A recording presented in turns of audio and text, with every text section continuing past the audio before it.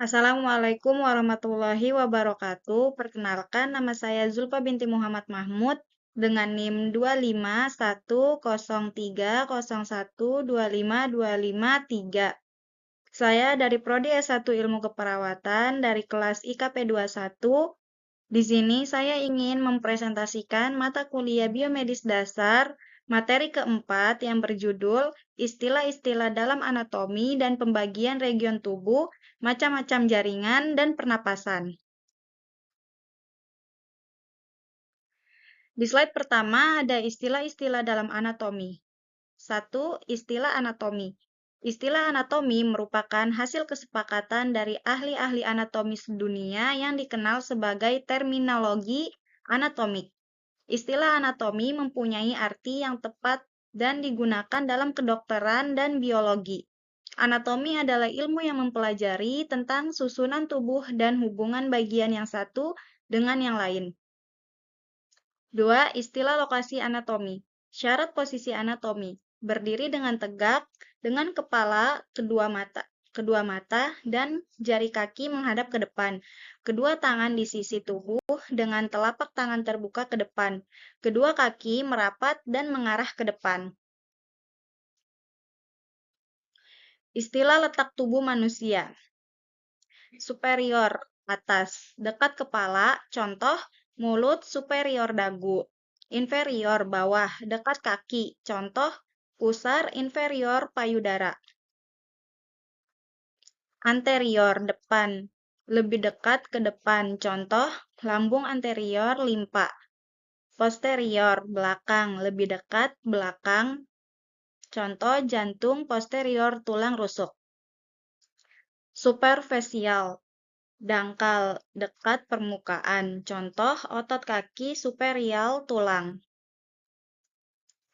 Profunda, dalam, jauh dari permukaan, contoh, tulang hasta, profunda, otot lengan. Medial, tangan, dekat garis tengah, contoh, jari manis, medial, jari jempol. Lateral, luar, jauh dari garis tengah, contoh, telinga, lateral mata. Proksimal, tas, lebih dekat dengan batang tubuh, contoh, siku, proksimal telapak tangan. Distal, bawah, lebih jauh dari batang tubuh, contoh, pergelangan tangan distal siku. Sikap anatomi. Sikap anatomi adalah suatu sikap di mana badan berdiri tegak, kepala tegak, mata memandang, lurus ke depan, kedua anggota gerak tangan lurus ke bawah berada di samping badan dengan telapak tangan menghadap ke depan, kedua anggota gerak bawah lurus dan sejajar, kedua kaki sejajar dan rapat. Sikap tubuh ini ditetapkan demikian agar seragam pada saat menentukan letak alat tubuh. Berikutnya ada pembagian region tubuh. Anatomi regional membagi tubuh manusia menjadi beberapa bagian utama, seperti kepala, termasuk otot, tengkorak, dan organ sensorik. Leher menghubungkan kepala dengan tubuh dan mengandung struktur penting seperti pembuluh darah dan saraf. Dada berisi jantung, paru-paru, dan pembuluh darah besar. Perut mengandung organ pencernaan seperti lambung dan usus. Panggul berisi organ responduksi dan struktur otot yang mendukung tubuh bagian bawah. Anggota gerak terdiri dari lengan dan kaki yang memiliki sistem otot dan sendi kompleks. Pembagian region tubuh. Pembagian region tubuh manusia dapat dilakukan melalui beberapa cara, yaitu bidang median. Membagi tubuh menjadi dua bagian yang simetris, yaitu bagian sebelah kiri dan sebelah kanan. Bidang sagittal. Membagi tubuh secara vertikal menjadi bagian depan, anterior, dan belakang, dorsal. Bidang horizontal. Membagi tubuh secara horizontal menjadi bagian atas, superior, dan bawah, inferior. Bidang koronal. Membagi tubuh menjadi bagian depan frontal dan belakang dorsal. Pembagian ini penting untuk memahami hubungan antara organ-organ dalam tubuh dan dalam konteks medis serta bedah.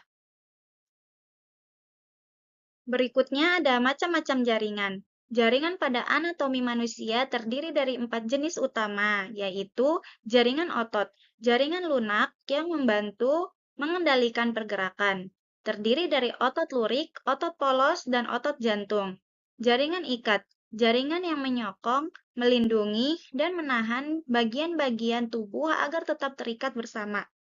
Jaringan epitel, jaringan yang melapisi permukaan tubuh atau organ tubuh, baik permukaan dalam maupun luar, berfungsi melindungi, menyerap, menyekresikan, dan menyaring zat.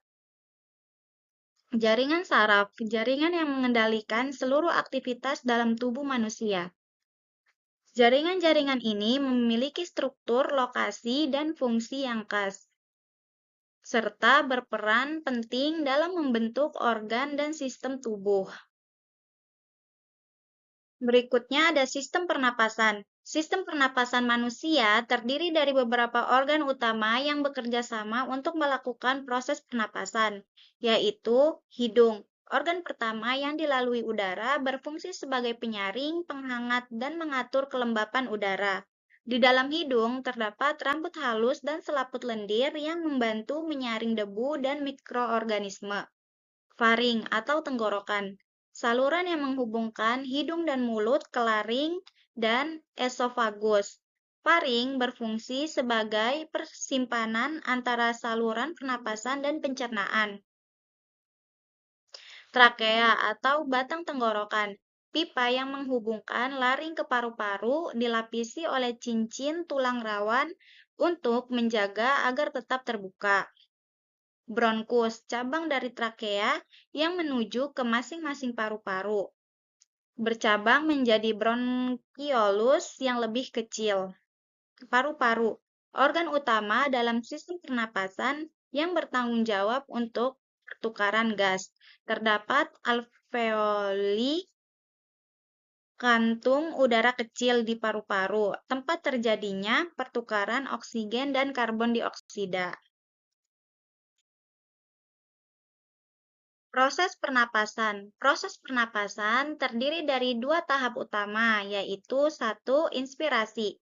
Menghirup udara. Udara masuk ke dalam paru-paru melalui hidung atau mulut, kemudian melalui saluran pernapasan.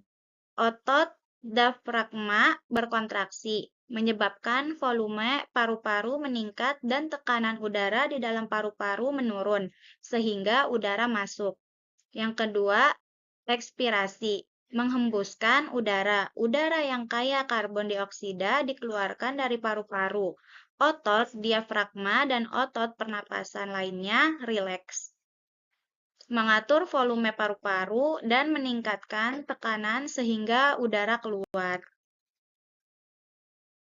Fungsi sistem pernapasan. Sistem pernafasan memiliki beberapa fungsi penting, antara lain yaitu mengambil oksigen. Mengambil oksigen dari udara untuk disalurkan ke seluruh tubuh melalui aliran darah. Pengeluaran karbon dioksida. Mengeluarkan karbon dioksida, gas buang hasil metabolisme sel dari tubuh ke atmosfer. Menjaga keseimbangan asam basa. Mengatur kadar asam dan basa dalam darah dengan mengeluarkan karbon dioksida sesuai kebutuhan. Produksi suara. Menghasilkan suara melalui getaran pita suara saat udara mengalir ke paru-paru, dari paru-paru ke laring. Mencium bau. Menghirup udara yang mengandung molekul bau yang kemudian diinterpretasikan oleh otak. Sistem pernapasan sangat vital bagi kehidupan manusia, karena tanpa oksigen, sel-sel tubuh tidak dapat berfungsi dengan baik. Oleh karena itu, menjaga kesehatan sistem pernapasan sangat penting untuk kesehatan secara keseluruhan. Baik, mungkin cukup sekian presentasi saya pada hari ini. Wassalamualaikum warahmatullahi wabarakatuh.